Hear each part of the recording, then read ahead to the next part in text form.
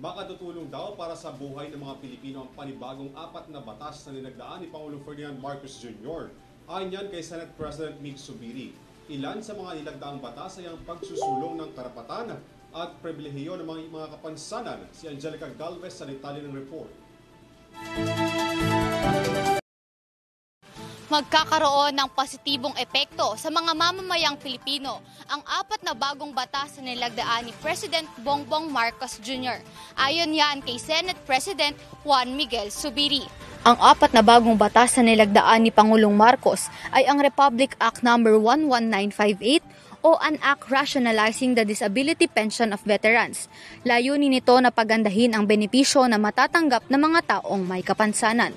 Kabilang sa nilagdaan ng Pangulo ay ang Republic Act No. 11960 o ang OTAP Philippines Act.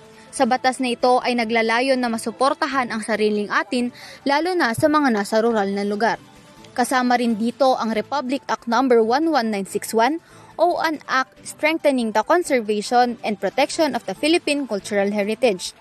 Isinibatas ito para patatagin ang proteksyon sa mga cultural heritage na meron ang Pilipinas.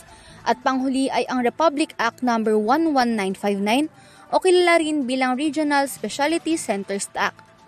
Sabi ni Zubiri, sa titulo pa lang ng pangalan ng mga batas ay makikita agad ang diretsang epekto nito sa mga Pilipino. Ginawa ang mga batas na ito sa haligi ng 19th Congress para makamit ang tumataas na demand at para mas pagandahin ang serbisyo ng mamamayang Pilipino. Para sa EuroTV News, Angelica Galvez. Sumasaludo sa bawat Pilipino.